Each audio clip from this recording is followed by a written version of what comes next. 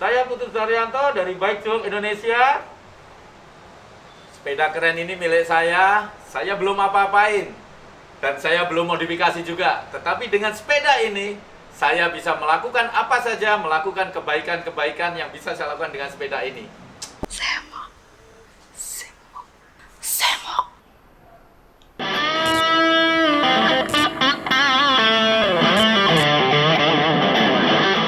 Semo, sepeda modifikasi komunitas.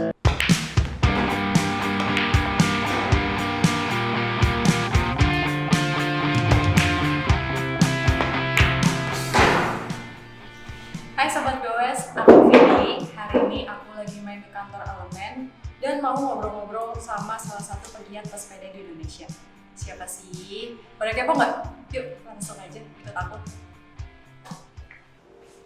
Halo Sobat GOES, hari ini aku bakal ngobrol-ngobrol seru seputar sepeda bersama Om Putut Sudarjanto. Hai Vivi. Selamat siang. Ya, Vivi. Om sendiri, Aku udah nongkrong di sini ya dari tadi. gimana Om kabarnya hari ini? Aku merasa sangat bugar hari ini. Oh, Karena sehat saja tidak cukup, kita harus bugar. Jadi nih di siang hari ini kita bakal ngobrol-ngobrol seru nih Boleh. tentang sepeda dong pastinya. Boleh. Nah untuk membuka obrolan hari ini, boleh dong Om ceritain tentang latar belakang Om sebagai pengendara sepeda.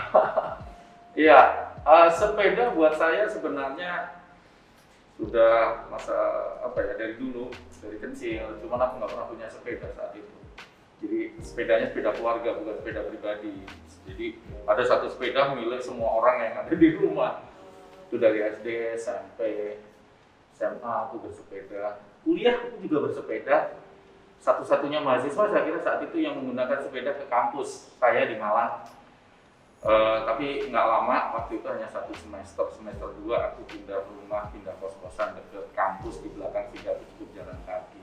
Terus off sampai lama, kemudian bekerja juga off, lalu mulai bersepeda lagi 2004, 2005 ya sekedar hobi saja untuk olahraga, sport saja, nggak berpikir untuk mobilitas, nggak berpikir untuk transportasi sehari-hari saat itu, sampai pada satu ketika awal 2006 bulan Maret kalau tidak salah ingat, aku melihat tayangan TV swasta, ada teman-teman Bike Jog yang bersepeda untuk ke kantor saat itu. Langsung tuh asik juga nih ya, selama ini kan aku cuma Sabtu Minggu aja kalau libur kan sepedaan gitu, keren juga nih ke kantor. Langsung nggak lama aku nyoba sampai iya, tapi nyoba lagi terus keterusan sampai hari ini gitu ceritanya. Oh gitu, jadi Om Putut ini udah mulai bersepeda dari kecil, yang awalnya cuma suka, terus dimulai jadi hobi, terus mengikuti tren. Nah, Terus jadi kebiasaan. Dan jadi kebiasaan juga. Dan apa sih rahasianya Om Putut tuh konsisten banget bersepeda dari kecil sampai sekarang? Ya yang pasti karena suka saja. Satu, suka bersepeda. Yang kedua, pada akhirnya ketika di usia dewasa menyukai bersepeda untuk mobilitas yang tadi saya sebutkan tahun 2006 itu, saat itu ya hanya sekedar suka, tapi pada akhirnya aku merasakan banyak hal yang membawa dampak positif gitu terhadap pribadi saya gitu ya. Ya contoh sederhana adalah tentang kesehatan. Kalau tadi aku bilang kan bugar gitu. Jadi aku merasa lebih bugar dengan bersepeda. Bugar itu beda dengan sehat ya. Orang bugar itu pasti sehat. Coba nanti dicek. Tapi orang sehat belum tentu bugar. Sekedar sehat kan, tapi tidak bugar, tapi sehat, gitu kan. Nah, saya merasakan dengan bersepeda sehari-hari, saya merasa lebih bugar badan saya, sehingga bekerja, sehingga beraktivitas banyak hal itu merasa lebih baik di dalam menjalaninya. Itu yang pertama. Kemudian, kalau tinjauannya adalah aspek kesehatan, seringkali orang demikian. Saya setiap tahun alhamdulillah medical check up, hasilnya selalu bagus gitu, jantung, paru dan segala macamnya bagus. Kemudian saya gali lagi, ternyata banyak manfaat loh ketika saya menjadikan sepeda sebagai alat transportasi sehari-hari gitu dalam kehidupan saya. Ya kalau tadi kesehatan kebugaran udah pasti, kemudian tanpa disadari saat itu saya kan nggak mikir apa-apa, saya cuma sepedaan aja gitu. Ke kantor naik sepeda, kemana-mana naik sepeda, tapi ternyata saya bisa dapat teman lebih banyak. Dari sisi ekonomi, ternyata lebih hemat. Mobil saya ketika saya tidak gunakan pada hari itu, maka saya bisa hemat 3 liter pertama. Ya kan, rumah kantor saya cukup jauh. Jadi saya kalau satu hari saya naik sepeda, maka hari itu saya hemat 3 liter pertama. Kemudian tol udah pasti, perawatan mobil udah pasti lebih lama, dan banyak manfaat lain kalau dari sisi ekonomi. Dari sisi yang lain ternyata ada kebaikan-kebaikan kecil yang aku rasakan ketika aku bersepeda tanpa disadari, dan itu yang mengingatkan justru orang lain.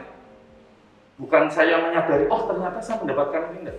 Ada teman-teman lain yang secara nggak langsung kasih tahu saya gitu.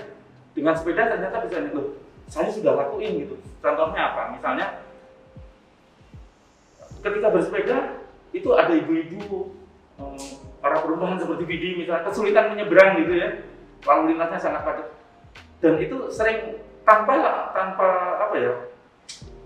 ingin teman, tiba-tiba saya ingin bantu aja mereka nyeberang, dan itu ternyata kata teman-teman saya itu keren gitu, kebaikan kecil. Terus membantu anak-anak menyeberang, ibu-ibu menyeberang, kemudian menyingkirkan benda-benda yang mengganggu lalu lintas, contoh kayu, gunting, itu sering saya lakukan tanpa terencana gitu. Nah, ini kebaikan-kebaikan kecil yang menurut saya kok jadi asik gitu ya. Dan ya insya Allah sih kalau niat kita bagus, niat kita ikhlas, itu menambah pundi-pundi ibadah kita gitu. Pastinya. Sumpah, aku tercengang banget loh mendengar kisahnya Om Putut nih. Mulai dari dia bersepeda dari kecil, terus banyak sekali manfaat bersepeda yang udah didapatkan. Itu bener loh, jadi aku juga pesepeda, tapi belum selama Om Putut. Baru dari 2018 dan aku benar-benar merasakan apa yang Om Putut dapatkan dari bersepeda. Kayak banyak sekali hal-hal kebaikan, terus badan juga lebih sehat, lebih bugar, dan nambah temen.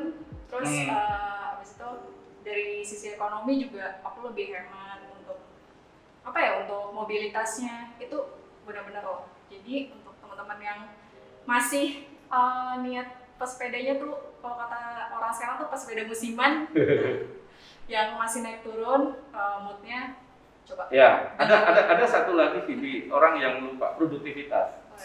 Tadi saya bilang bugar ya, produktivitas. Jadi dengan saya rutin bersepeda, membuat badan saya menjadi lebih bugar, pikiran menjadi lebih baik karena refresh ya di jalan itu sebenarnya sambil refreshing.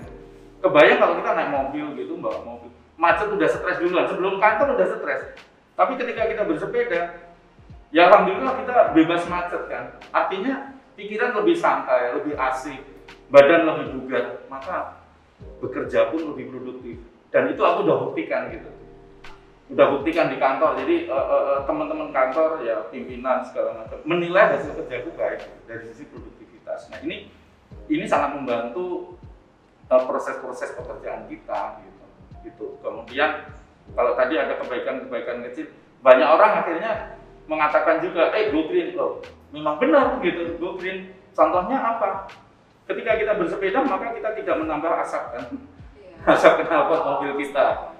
Ketika kita bersepeda otomatis kita juga membantu negara ini untuk hemat BBM. Coba kalau satu orang seperti saya hemat 3 liter satu hari. Kalau ada 1.000 orang, berarti 3.000 liter loh kita hemat. Nah ini kalau makin banyak orang seperti yang kita lakukan, maka insya Allah Indonesia menjadi lebih baik. Kemacetan kita bisa turunkan, polusi udara kita bisa turunkan, kecelakaan lalu lintas juga sangat tinggi loh karena kendaraan bermotor. Nah, itu kalau kita ngomong lebih gedenya ya, atau lebih kecil yang tadi aku sampaikan, manfaat pribadi gitu. Udah denger kan apa yang dibicarain oleh Om Putut.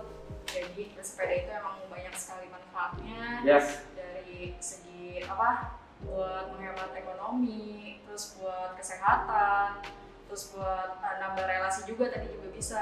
Produktivitas, Produktivitas, lingkungan hidup. lingkungan hidup, wah banyak banget ya pokoknya dari hal-hal kecil sampai hal-hal yang besar. Iya, langkah kecil berdampak besar barangkali ya. Mantap. Nah Om, kan kebetulan Om Toto ini juga merupakan bagian dari komunitas Back to Work Indonesia. Iya, gitu ya. Nah, boleh dong ceritain ke Sobat Goes bagaimana sih Back to Work Indonesia Back to Work, itu ya. dibentuk sejarahnya lah. Iya, Back to Work Indonesia itu lahir sebelum saya gabung ya. Jadi tadi kalau aku cerita melihat tayangan TV itu sesungguhnya aku melihat teman-teman Back to Work Indonesia sedang diliput di TV itu tahun 2006. Nah, Back to Indonesia sendiri resmi dideklarasikan itu tanggal 27 Agustus 2005. Ih, beda sehari sama ulang tahun aku. Oh iya? Berarti besok kita ulang tahunin bareng tuh Agustus. Bisa, boleh. 27 Agustus, jadi nanti tepat 16 tahun secara resmi Back to Work Indonesia dideklarasikan. Nah, awalnya 2004 setahun sebelumnya ada diskusi-diskusi kecil teman-teman dari penghobi atau penggemar mountain bike yang biasa latihan, biasa bermain di sebuah trek di Tangerang Selatan, itu namanya Jalur Pipa Gas, JPG, lebih terkenal JPG. Nah, dari sana teman-teman diskusi bla bla bla. Nah, intinya ingin menjadikan sepeda sebagai alat transportasi. Maka 2005 bersepakat untuk deklarasi di Jakarta saat itu 27 Agustus. Nah, ya itu kurang lebih sejarahnya seperti itu, berkembang sampai hari ini. Aku sendiri terlibat mulai 2006, sejak tadi aku cerita itu Agustus ulang tahun pertama aku ikut kegiatannya di Monas. 2007 aku jadi pengurus sampai hari ini. Berarti Gitu. udah lama Back to Work Indonesia itu dibentuk. Ya, Kira-kira udah ada berapa anggota sih dari tiap chapternya? Back to Indonesia itu social movement, gerakan sosial, gerakan moral untuk mengajak masyarakat menjadikan sepeda sebagai pilihan untuk bertransportasi pilihan utama. Nah, maka karena sifatnya social movement, kita tidak mensyaratkan seseorang untuk menjadi anggota, untuk mengisi formulir segala macam. Jadi ya mengajak saja. Kalau bicara chapter atau kami menyebutnya koordinator wilayah ya. Jadi penggiat di daerah, sekitar 110 kota kita punya wakil di sana, teman-teman yang menggiatkan di daerah masing-masing. Kira-kira gitu. Jadi ya Vidi nggak perlu daftar untuk menjadi bagian dari Back to Work. Ya ikut saja. Tapi kalau mau kali aja ada Sobat Goes yang pengen ikut kampanye Back to Work atau kegiatan sosial Oh, Back to Work iya. itu gimana caranya? Senang sekali. Jadi kita pakai sosial media biasanya mengajaknya. Itu ada Instagram, ada Twitter, di Facebook juga. Cuman lebih aktifnya di Twitter sama Instagram ya. Biasanya semua kegiatan kami upload di sana. Teman-teman silakan bisa ikut sesuai dengan ya minat masing-masing ya. Gitu. Oke, tadi kan Om Putut udah ceritain tuh bagaimana sejarahnya Back to Work Indonesia dibentuk.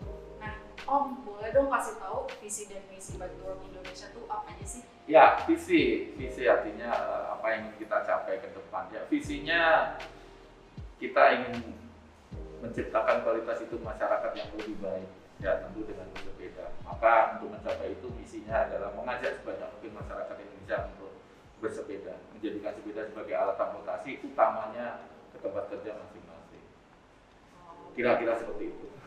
Terus ada concern lain nggak?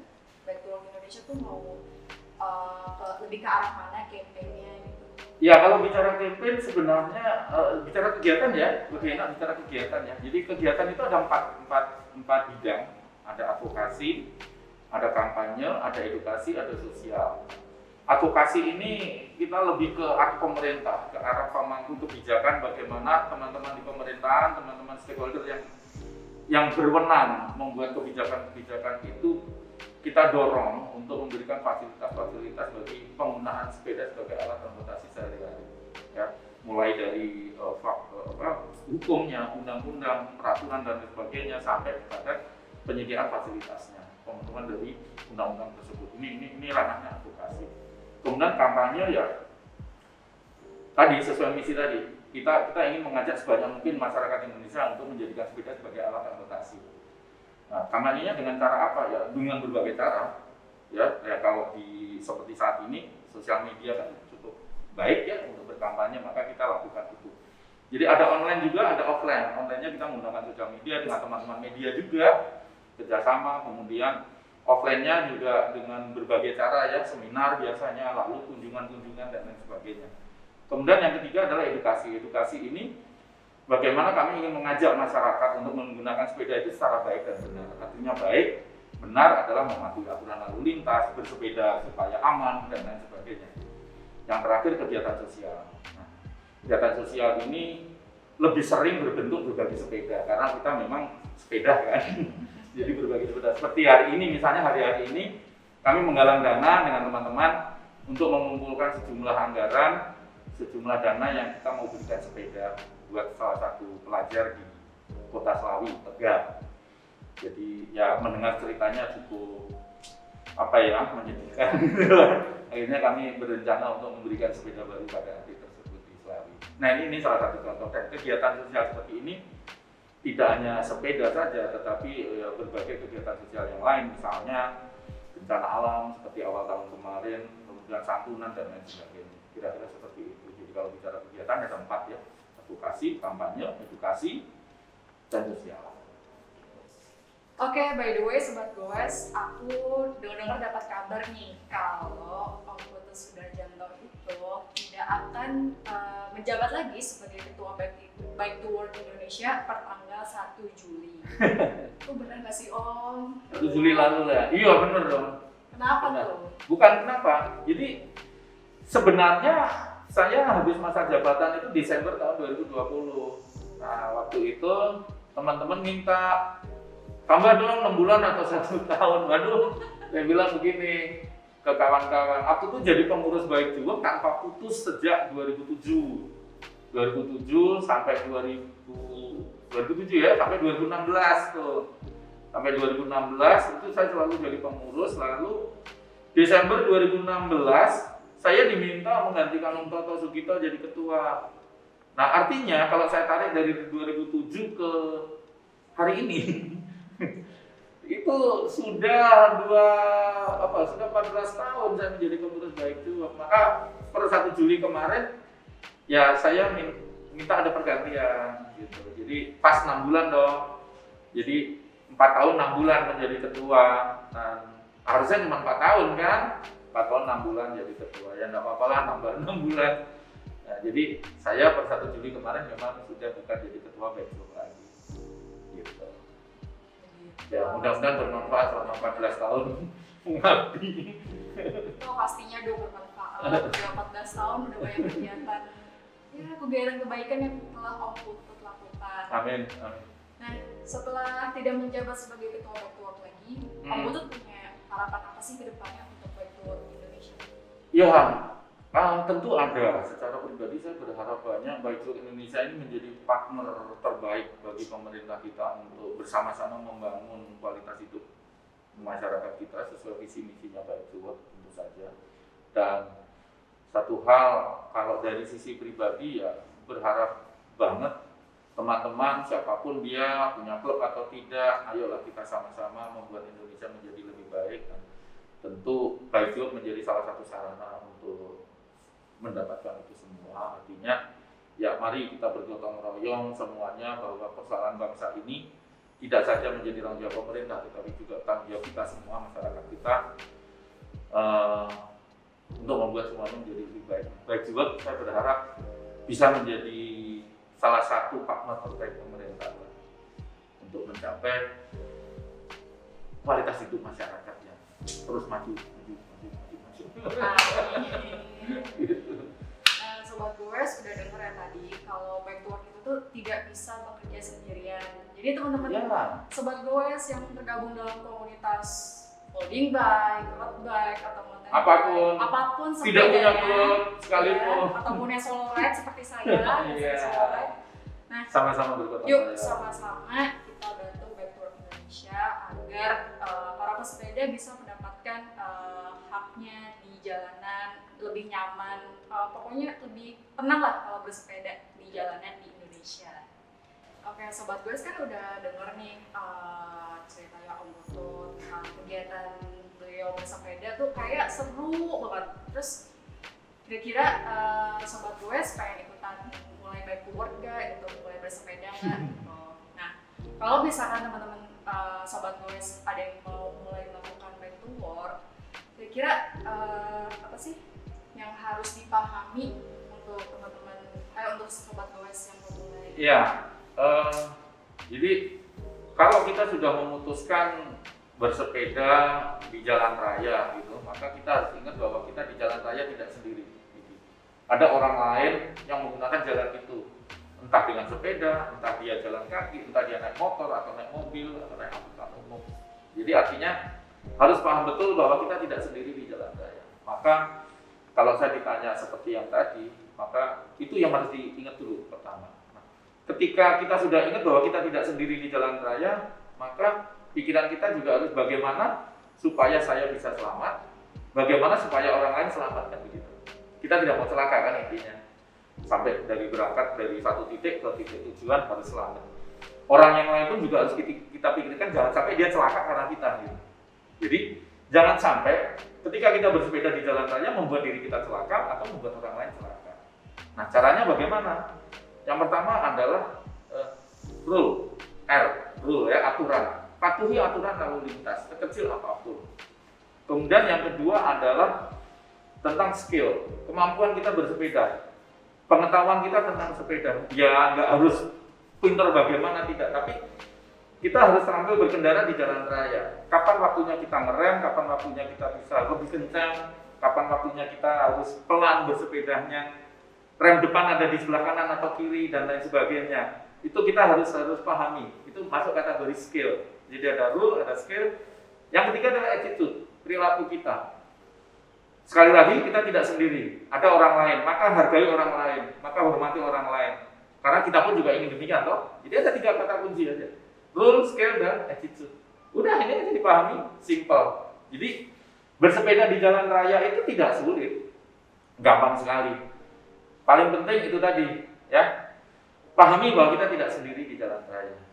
Gitu. Nah, ingat ya sobat goes, ada 3. Pertama, rules. Kedua, skills. Dan yang ketiga adalah attitude. Iya. Nah, ini harus benar-benar dipahami kalau sobat goes ingin mulai bersepeda untuk melakukan kegiatan bike to work atau cuma sepeda have fun atau mau sepeda buat olahraga. 3 poin basic ini tuh harus ada. Karena ingat, kita nggak sendirian di jalan. Yeah. Ada pejalan kaki, ada pengguna sepeda motor, pengguna mobil, angkutan umum lainnya. Nah, itu harus benar-benar kita perhatikan keselamatan bersama.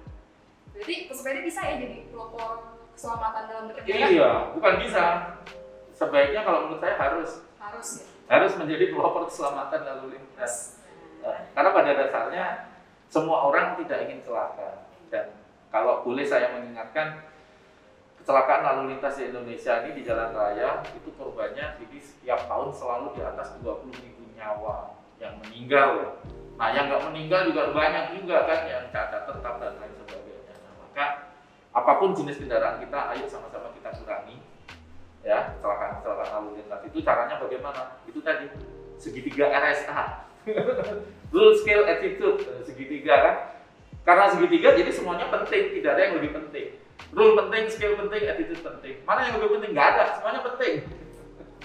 Wah, sobat goes, gak berasa ya kita udah ngobrol berapa menit nih bareng Om Putut tentang pesepedaan duniawi lah, pokoknya tentang sepeda.